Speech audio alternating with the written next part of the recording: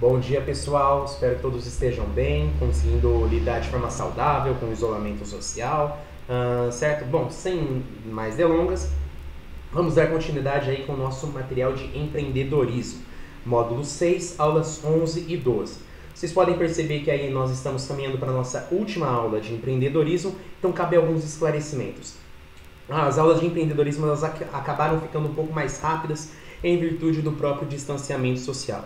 As aulas presenciais elas iriam me dar aí, a capacidade de analisar cada uma das respostas de vocês, conseguir promover aí o debate com a participação total da sala, certo? Então, em virtude desses problemas que o distanciamento e as aulas virtuais promoveram, então as nossas aulas de empreendedorismo elas acabaram avançando de forma um pouco mais rápida, certo? De qualquer forma, eu vou perguntar para a coordenação como que nós vamos fazer, se eu vou dar continuidade com o material de empreendedorismo, se eu faço algumas revisões, ou se a gente vai utilizar o horário das aulas, que seria o de empreendedorismo, para dar continuidade com as aulas de filosofia e de sociologia, certo? De qualquer forma, semana que vem eu vou fazer uma revisão para a gente conseguir fechar todo o conteúdo que foi dado, beleza? Então, sem mais enrolações, vamos começar aí a nossa última aula de empreendedorismo. Uma aula que promete ser um pouco mais curta, porque ela também traz materiais, pesquisa de campo, ou seja, trabalhos mais práticos que não seriam feitos em sala de aula, que iriam depender aí da pesquisa de vocês em outros setores, ou em casa, ou na própria escola, com os outros estudantes do ensino médio, beleza? Então, sem enrolação, nós vamos chegar aí nessa pesquisa, então vamos dar continuidade com nossa matéria, certo? Alguns slides eles estão fora do enquadramento, que eu gostaria de entender por quê. Bom, empreendedorismo, módulo 6, aulas 11 e 12. O tema dessas aulas é pesquisa, ferramenta imprescindível do empreendedor. Ou seja, essa aula ela vai trazer aí a importância da pesquisa para qualquer projeto que nós vamos iniciar, certo? Aí, fora do enquadramento. Certo, os objetivos dessa aula, como eu já disse, a importância da pesquisa, a base do processo de planejamento, as noções dos conceitos população e amostragem, informações relevantes sobre o público-alvo e elaboração e realização de uma pesquisa. Esses são os objetivos que essa nossa última aula traz para nós. Certo? O material ele traz esses institutos de pesquisa, Gallup, Datafolha e Ibope, são institutos de pesquisa que nós ouvimos aí em épocas de eleição. Por que em épocas de eleição? Porque eles servem para avaliar aí as intenções de voto em determinado candidato ou em determinado partido. Ou seja, são institutos de pesquisa que eles têm como objetivo fazer pesquisas sobre a opinião pública, sobre alguns produtos, sobre determinadas formas de pensar aí da população. Eles conseguem traçar o perfil de determinada pesquisa que eles fazem, de determinado público-alvo ou de determinados consumidores, beleza? Os slides eu coloquei eles um pouco mais para cima para que a minha câmera não fique em cima deles, para não atrapalhar aí a anotação dos conteúdos, certo? Então, a pesquisa possui uma importância muito maior do que se imagina. Por quê? Pois ela serve de ferramenta para a projeção de expectativas e criação de projetos ou empresas. Se vocês perceberem, as primeiras aulas de empreendedorismo, elas chamavam a atenção para a capacidade de nos planejarmos, da gente conseguir construir aí uma rotina. Agora parece que essa aula, essa nossa última aula, ela está trazendo uma praticidade muito maior para nós. Por quê? Porque ela está mencionando aí a criação de projetos ou de empresas, certo? Que é a parte do empreendedor bruto mesmo, a maneira como a gente lida com o termo empreendedor na criação de empresa. Então, uma aula extremamente mais prática, certo? Antes de colocar um produto no mercado, é preciso conhecer o público que fará uso desse produto. Aqui saiu com um erro de digitação, mas isso depois eu corrijo, certo? Então, antes de colocar qualquer produto no mercado, a gente precisa conhecer o público a que esse produto se destina, certo? Para a gente conhecer esse público que fará uso desse produto, é feito sempre uma pesquisa. conseguir destacar aí alguns elementos dos slides, certo? Então, é ela, a pesquisa, que fornece as informações mais importantes a respeito do produto ou do público-alvo, certo? Pesquisa, definição de pesquisa. Pesquisa fornece as informações mais importantes para o início de um projeto. Ela torna clara a chance de sucesso e os possíveis riscos, certo? Então aqui é só a pesquisa que eu estou trazendo aqui para a definição de vocês. Ou seja, a pesquisa é exatamente a capacidade de pesquisar para trazer as informações que nós precisamos de determinado tema que é o objeto de estudo da nossa pesquisa. No caso aí a gente pode, por exemplo, pegar essa xícara aqui. Então eu vou fazer uma pesquisa de mercado a respeito desse produto. A quem ele se dirige, qual é o material que eu posso utilizar para a confecção dele, algo que seja mais barato, certo? Aqui é um exemplo mais prático, mais próximo para vocês entenderem como funciona aí de forma a pesquisa de forma mais abrangente, certo? Por quê? Porque aqui nesse slide fica claro aí a pesquisa de mercado. Ou seja, a pesquisa no slide anterior, ela fazia menção apenas à possibilidade de pesquisar alguma coisa, algum tema que é próprio da pesquisa. A pesquisa de mercado, ela já funila mais, ela já é um pouco mais específica. Por quê? Ela trata-se de um levantamento e do posterior exame de dados relativos à tendência dos consumidores. Olha só, esse slide ficou rebuscado, ficou bonito de se falar. Sua finalidade da pesquisa de mercado é tornar mais racional e fácil a venda de produtos, serviços e transmissão de informação, certo? Então, na pesquisa de mercado, nós vamos iniciar um projeto ou a venda de um produto. Eu preciso pesquisar como que o mercado pode se relacionar ou perceber ou reagir a esse produto que eu estou querendo lançar ou a esse produto que eu estou querendo vender, certo? Então eu preciso fazer essa pesquisa de mercado para ter noção aí de forma mais racional das etapas que eu vou precisar nesse processo para colocar meu produto no mercado e como é mais fácil de vendê-lo, seja esse produto, esse serviço ou uma informação que eu estou querendo transmitir, certo? Melhor e mais confiável, também estou me referindo aqui à pesquisa, esse slide diz respeito à pesquisa, é a melhor e mais confiável ferramenta para obtenção de informações representativas sobre o segmento da sociedade que se queira atingir com um produto, uma informação ou um serviço. Esse slide ele não está tão diferente do slide anterior, mas ele traz aí uma informação nova, que é informações representativas e segmento.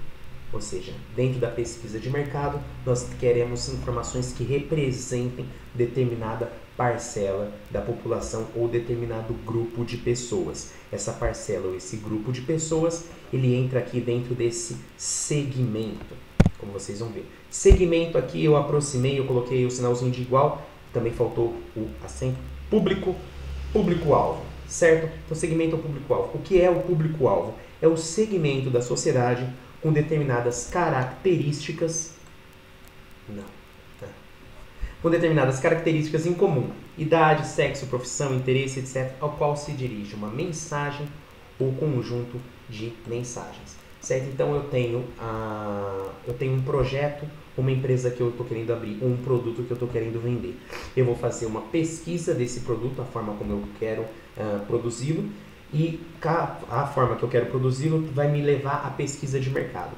A maneira como esse produto ele pode ser, como que a população vai reagir a esse produto que eu estou querendo vender. Se é economicamente viável eu colocar esse produto no mercado. Ou seja, eu tenho que pesquisar o mercado para saber se é possível eu oferecer esse produto. Então eu tenho que pesquisar, fazer a pesquisa de mercado.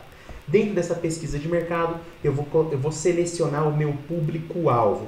Ou seja, qualquer produto que eu for vender, eu não posso simplesmente contar que a população diversificada como ela vai se interessar pelo meu produto. Não, o meu produto ele tem que ter um público-alvo, umas pessoas específicas que vão consumi-lo. Ou seja, é daí que eu vou ter que contar de forma mais segura a minha chance de lucro ou a chance de consumo desse produto que eu estou colocando no mercado. Então esse público-alvo a qual se direciona o meu produto, eles precisam ter características determinadas, seja idade, seja sexo, profissão, os interesses, enfim. Eu vou selecionar esse público e as qualidades que esse público vai possuir precisam ser semelhantes para que eu consiga traçar aí o padrão de consumidor para o produto que eu quero vender, certo? Público-alvo e características em comum. Eu mencionei as características em comum no slide anterior, só que com esse slide aqui eu refino mais o que seriam essas características em comum. Então, é o conjunto de pessoas, os públicos-alvos, que apresentam características próprias. Por exemplo, usuários de um plano de saúde, membros de uma equipe de futebol, funcionários de uma empresa, eleitores de um município, estado ou país, os alunos de uma escola, que é a atividade que vocês vão fazer ao final dessa aula, os associados de um sindicato, os integrantes de uma casa, várias situações que envolvem um grupo geral de elementos. A população também pode ser relacionada a um conjunto de objetos ou informações, certo? Então aqui eu coloquei grupos específicos que possuem uma qualidade, uma característica em comum. Por exemplo, aqui os usuários de um plano de saúde. Então, se eu estou querendo vender alguma coisa na área da saúde, eu vou ter que analisar, eu vou ter que fazer a minha pesquisa do público-alvo, a minha pesquisa de mercado dentro dos consumidores ou dentro das pessoas, dentro do grupo que apresenta esse tipo de qualidade. Um plano de saúde, como que eu posso oferecer algo que envolve a saúde para dentro deste grupo do público-alvo, beleza? Não somente a esses grupos, mas eu também posso oferecer objetos ou informações. E seja qual for objeto, informação ou serviço, eu preciso sempre selecionar o meu público-alvo, pois, como eu já falei, é eles que vão trazer a minha segurança para o projeto que eu estou desenvolvendo. Beleza? A pesquisa de mercado e o público-alvo oferecem ao empreendedor o conhecimento de problemas e oportunidades. Por que problemas e oportunidades? Porque, de acordo com a pesquisa, essa pesquisa ela vai me revelar algumas respostas dos meus entrevistados. E essas respostas elas podem auxiliar para que eu aprimore o produto que eu pretendo vender, certo? Então, com essas respostas, eu encontro oportunidades de melhora ou oportunidades para eu conseguir aí alcançar o meu lucro. Ou encontrar os problemas presentes no produto que eu estou tentando oferecer, certo? Isso tudo é a pesquisa que vai me proporcionar, certo? Parece que aqui o material está analisando de forma exclusiva, como se vocês fossem iniciar um projeto ou a abertura de uma empresa. Mas, gente, essas pesquisas elas precisam ser absorvidas por vocês em todos os setores da vida de vocês. Por quê? Porque essa pesquisa, seja de mercado ou não, seja um projeto que vocês vão inaugurar, vocês precisam pesquisar. Principalmente nessa fase da vida em que vocês se encontram, porque vocês vão em breve, futuramente, escolher aí o curso de graduação que vocês vão fazer, o trabalho que vocês pretendem iniciar, ou a empresa que vocês pretendem abrir, enfim, tudo isso, qualquer escolha que vocês forem fazer, precisa de muita pesquisa para analisar se essa escolha que vocês pretendem será economicamente viável, ou seja, se ela vai ter retorno financeiro, se vocês vão encontrar aí uma satisfação profissional ou pessoal com a escolha que vocês fizeram, certo? Então a pesquisa, ela é indispensável para que vocês possam se conhecer e projetar o futuro que almejam, certo? Então apenas com a pesquisa o empreendedor saberá se seu projeto é economicamente viável, como eu disse para vocês, se existe chance de sucesso e quais são os riscos. Ou seja, o bom empreendedor ele não pode simplesmente ser otimista. Por exemplo, eu não posso simplesmente fazer um curso aí de gerontologia, ou seja, cuidador de idoso, e esperar sem contar com a área de abrangência aí do que eu vou trabalhar. Por exemplo, se eu vou fazer um curso de geronto, cuidador de idoso, eu preciso pesquisar as condições aí dos asilos ou as condições da cidade em que eu pretendo trabalhar para saber se as pessoas elas têm capacidade de arcar com um custo desse tipo para cuidar de seus idosos ou de suas famílias, dos membros das famílias que são mais idosos, certo? Então, isso é um exemplo de pesquisa que precisa ser feita para um projeto, uma escolha profissional, se ela vai ser economicamente viável e as chances de risco ou de sucesso, certo? Esse foi um exemplo aí de cuidador de idoso, mas a gente pode aplicar isso em qualquer outra área de nossa vida, certo? Apenas com a pesquisa, o empreendedor pode descobrir se é economicamente vantajoso abrir uma empresa ou iniciar determinado projeto.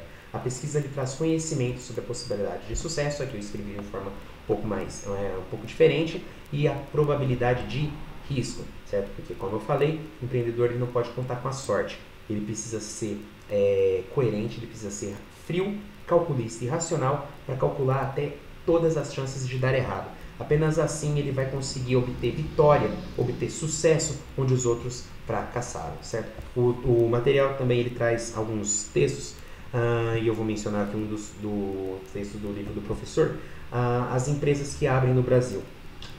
Cerca de 80% das pequenas e médias empresas que abrem aqui no nosso país, elas são responsáveis as pequenas e médias empresas que abrem no nosso país são responsáveis por 80% da geração de empregos, certo? Qual que é o problema disso? Então isso aqui seria um tipo de defesa para o setor dos empresários ou daqueles que estão querendo iniciar um projeto. Porém, essas empresas que oferecem esses empregos, elas geralmente não conseguem sobreviver por 10 anos. Certo? A maioria delas fecham nos primeiros 3 anos ou nos primeiros 5 e muitas delas acabam morrendo antes de completar 10 anos. Por que isso acontece? Porque as pessoas, esses empreendedores, eles não tinham conhecimento de administração, eles não conseguiam se planejar financeiramente, certo? Então foram pessoas que conseguiram decolar o seu projeto inicialmente, só que lhes faltou muito planejamento e muita pesquisa para conseguirem aí sobreviver no mercado que é extremamente competitivo, certo? Então, conhecer o risco e o sucesso é fundamental para qualquer início de projeto ou abertura de empresa. Então, aqui, novamente, abertura ou expansão de negócio, o empreendedor deve analisar tanto o mercado como seus consumidores e sua concorrência. Gente, é muito importante, por quê? Porque o empreendedor ele não pode ser esperançoso, ele precisa levar tudo em consideração. Se o mercado vai estar vantajoso não somente neste ano, mas para daqui 5 anos, ou seja, projetar expectativas de sucesso ou de risco para que ele consiga manter seu negócio. Os consumidores que se modificam, ainda mais nesse período em que nós vivemos, onde a tecnologia ela está promovendo a mudança constante das pessoas e dos seus consumidores, sempre desejando mais, com pessoas cada vez mais exigentes. Então, o empreendedor ele precisa conhecer esse mercado e os consumidores que estão em constante mudança. E se não bastasse somente isso, ele precisa estar preparado para todas as possíveis concorrências que vão se iniciar, porque assim como ele, outros também estão abrindo suas empresas. E esses outros empreendedores, eles às vezes podem ter conhecimento dos concorrentes um pouco melhor do que o do outro, certo? Inclusive pagar para que institutos de pesquisa façam essa pesquisa para que eles consigam projetar aí melhor o horizonte de vocês, certo? Eu não mencionei isso no slide lá de trás, dos institutos de pesquisa, mas esses institutos, qualquer um pode contratá-los para desenvolver aí suas pesquisas, seu público-alvo, ou a chance do projeto dar certo, o produto que vai ser oferecido, certo? Existem empresas específicas para conseguirem oferecerem esse tipo de resposta que facilita aí o processo de busca e abertura aí de um negócio, certo? Aqui nós trago de forma resumida a definição dos conceitos que o material traz, que é de população e amostra, certo? População é o conjunto de todos os elementos com uma ou mais características em comum, certo? Então, população, a gente pode pegar aí a população do país inteiro. População, ela é muito mais abrangente, tanto que ela pode trazer aí as definições tanto de população finita e população infinita.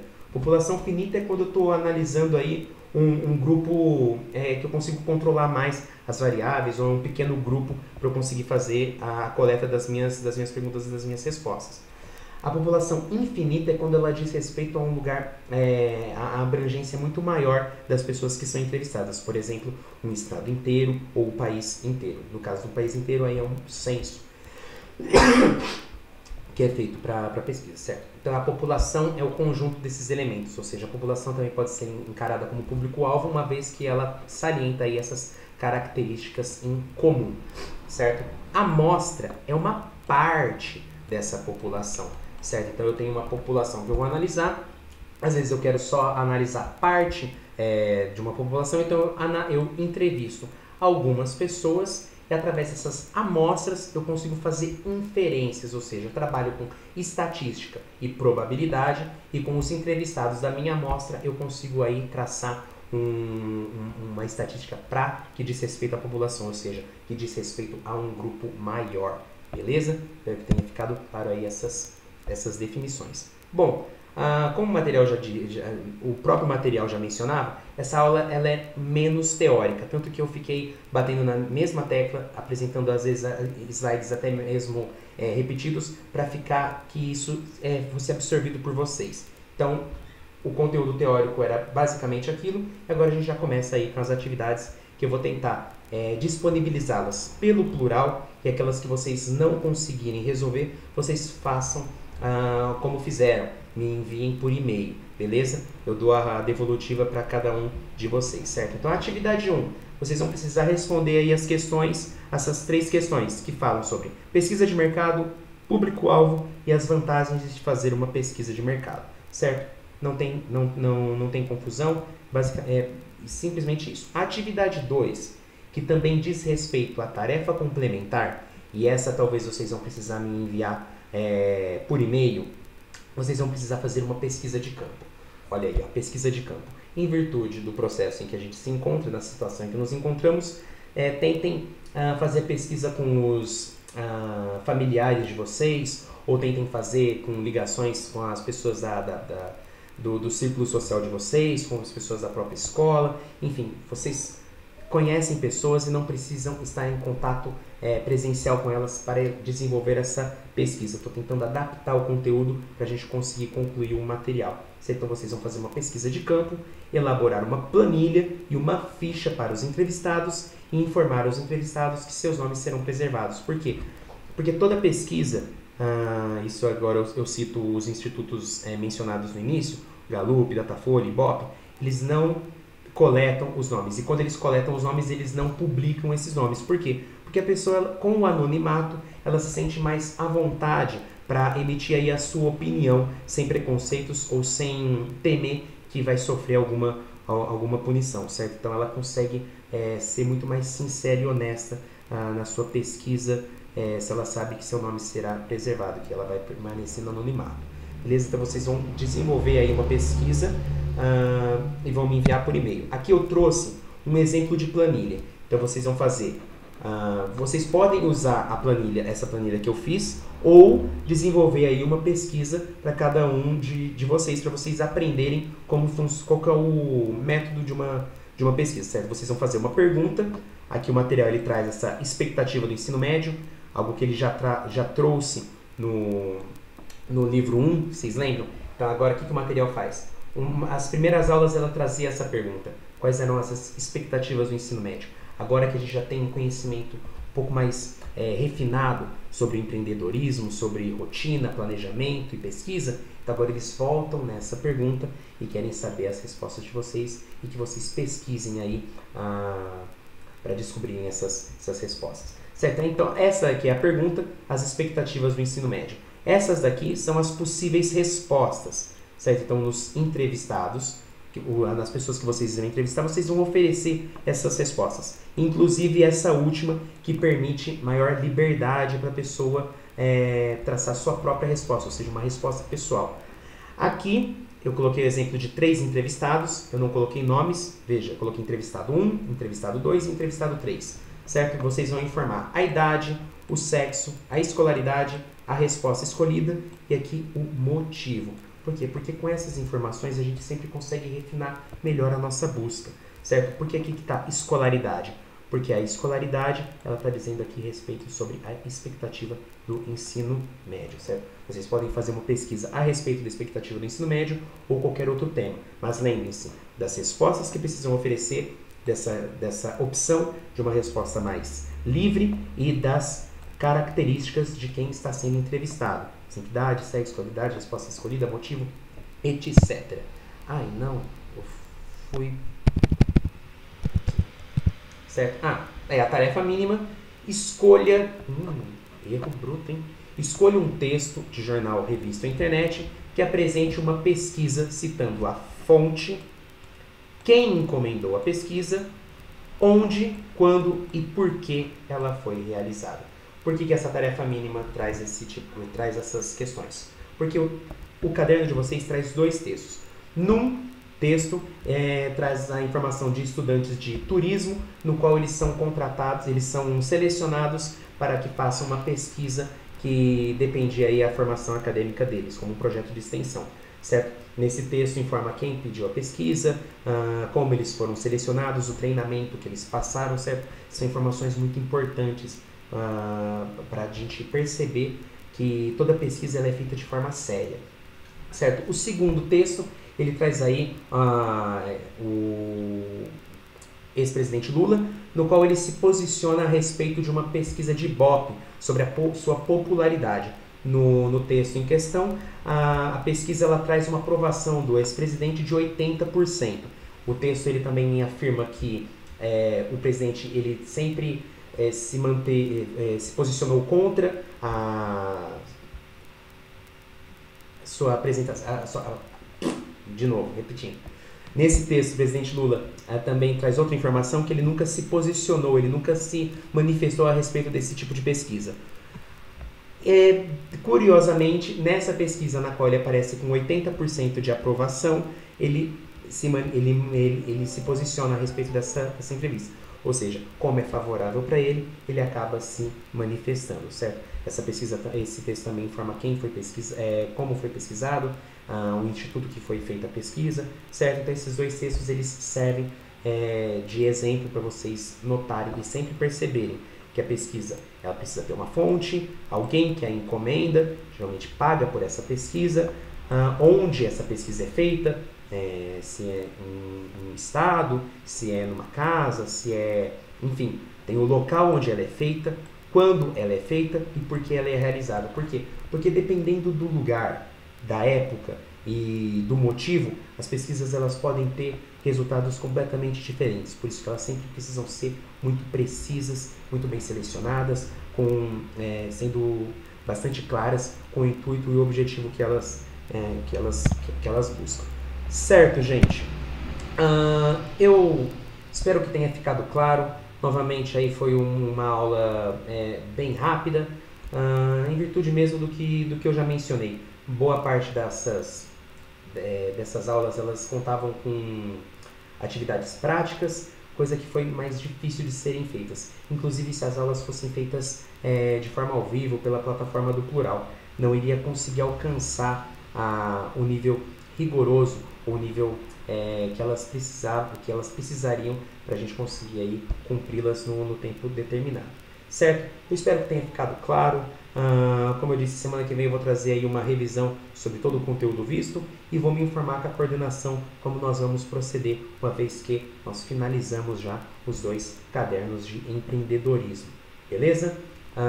Uma boa semana para vocês. Atentos para os exercícios que eu vou liberar para o Plural e me enviem aí as atividades que eu pedi por e-mail, aquelas que vocês não vão conseguir fazer pelo Plural. Certo? Agradeço mais uma vez e até mais.